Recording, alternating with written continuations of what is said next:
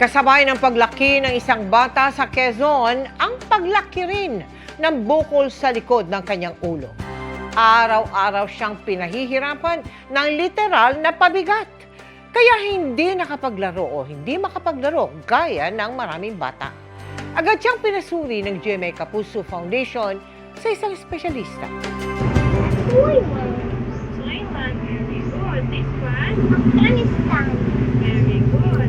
Sa edad na 4 na taon, kabisado na ni Prince ang watawat ng iba't ibang bansa. Oh, Mr. Joseph. May talento rin siya sa pagkanta.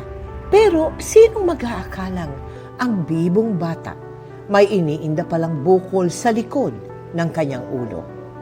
Na-diagnose din siyang may autism spectrum disorder. Nabigla ako na may bukol siya. Pero tinanggap ko na rin po. Nakakatakot pong hawakan. Kasi kung mapapansin niyo po, yung pinakang gitna ng bukol niya, parang manipis na manipis siya.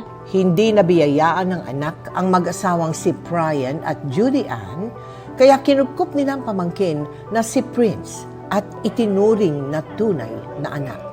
Sa kanaisang mapaoperahan si Prince, lumapit sila sa GMA Kapuso Foundation. Hindi kasi sapat ang kita ni Brian na 500 piso kada araw bilang delivery driver. Kasabay ng pagdiriwang ng World Autism Awareness Day noong April 2, ipinasuri natin si Prince sa isang espesyalista. It's a developmental nung baby pa siya, sa inborn yan talaga, no? Pag nag-fail mag-fuse yung pinakabuto, known as a occipital meningocele. Nagkaroon siya ng protrusion ng brain tissue through a defect do sa occipital bone sa likod. Ang kailangan talaga sa kanya is to undergo a operation. That is to take out that excess tissue coming from the brain. Kumakatok po kami sa inyong puso, sa lahat po ng may mabuting puso at may kakayanan po na tumulong para po maoperahan yung anak namin. Dama na ang matinding init sa iba't ibang bahagi ng bansa, kaya pinag-iingat ang publiko sa mga sakit sa balat na uso tuwing tag-init. May programa ang GMA Kapuso Foundation para sa mga kabataan kaugnay niyan.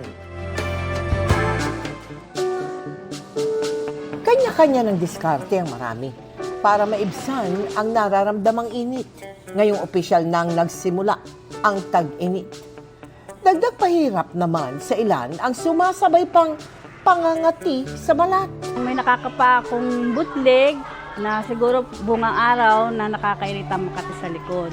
Ayon sa dermatologist na si Dr. Grace Beltran, maraming sakit sa balat ang maaaring makuha kung mainit. Kabilang na riyan ang bungang araw. There is an occlusion of the sweat duct. Kaya nagkakaroon ng bukol-bukol. Huwag kakamutin kasi magkakaroon ng secondary bacterial infection. Kung lalabas, ugaliing maglagay ng sunblock para hindi magka-sunburn.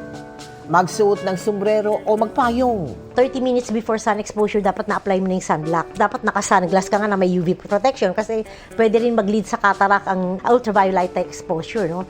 Paalala pa ni Doc, Kapag tag-init kasi, dapat proper hygiene lalo. No? Kailangan nga mas maligo ka at least once a day. Drink plenty of water. kaya ngayong tag-init, muling magsasagawa ang GMA Kapuso Foundation ng taunang Linis Lusog Kapusong Kabataang Project sa ilang pampublikong paaralan. May libreng dental services po tayo. Tinuturuan din natin ang mga bata at kanilang mga magulang ng tamang paghuhugas ng kamay, pagsisipilyo at pagsashampoo para iwas kuto. At mamimigay rin tayo ng complete hygiene kits. Sa mga nais makiisa sa aming mga projects, maaari po kayo magdeposito sa aming mga bank account o magpadala sa Cebuana Luwal Year. Pwede rin online via GCash, Shopee, Lazada at Globe Rewards. Samantala mga kapuso, sisimula na po bukas ng GMA Kapuso Foundation ang pamahagi ng tulong sa mga residenteng naapektuhan ng muling pagsabog ng Bulkang Kanlaon sa La Carlota City sa Negros Occidental. Sa tulong ng 62nd Infantry Battalion at 303rd Infantry Brigade ng Armed Forces of the Philippines sa La Carlota City, Narepack na po ang mga relief goods, naisakay na rin sa barko ang mga tubig, ang N95 masks at karagdagang mga relief goods. Patong-patong na kalbaryo na ang idinulot ng explosive eruption ng Bulkang Kanlaon nitong Martes at kabilang po dyan ang grass fire, kontaminasyon ng tubig at pagbagsak ng abo. At bilang tulong, nagtungo ang GMA Kapuso Foundation sa bayan ng La Carlota at namahagi ng pagkain at mga N95 face mask. Itinuturing na sugar bowl of the Philippines ang Negros Occidental dahil dito galing ang malaking produksyon ng sugarcane o tubo sa bansa. Pero nitong mga nakaraang araw, tila matabang ang ani ng mga magsasaka sa barangay San Miguel sa La Carlota matapos pumutok ang Bulkang Kanlaon nitong Martes. Nasa 10-kilometer extended permanent danger zone ang barangay at inabot ng ashfall at nabalot ng abo ang kanilang mga pananim. Pag pumasok ka kasi sa sugarcane, yung mata mo mapupuwing ng ashfall eh. Nasira rin ang yero ng kanilang bahay, dulot ng ashfall. Problema rin daw nila ang kakulangan ng supply ng tubig. Yung pagputok, wala na kaming tubig. Humingi ako ng tulong sa city na mabigyan kami ng supply ng tubig.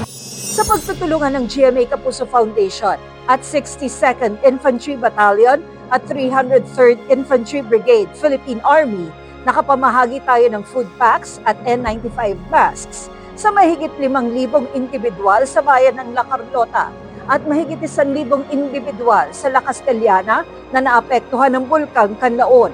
Aside sa security assistance, transportation assistance, at the same time, tumulong po kami sa pagre-repack nitong mga foodstuff at ito sa paghahatid, pagbibigay sa ating mga kababayan na nasa lanta. Paparating na rin ang pangalawang pugso ng tulong na magtutuloy-tuloy hanggang weekend. Sa mga nais makiisa sa aming proyekto, maaari magdeposito sa aming bank accounts o magpadala sa Cebuana Luwilier. Pwede rin online via GCash, Shopee, Lazada, Globe Rewards at Metrobank Credit Card.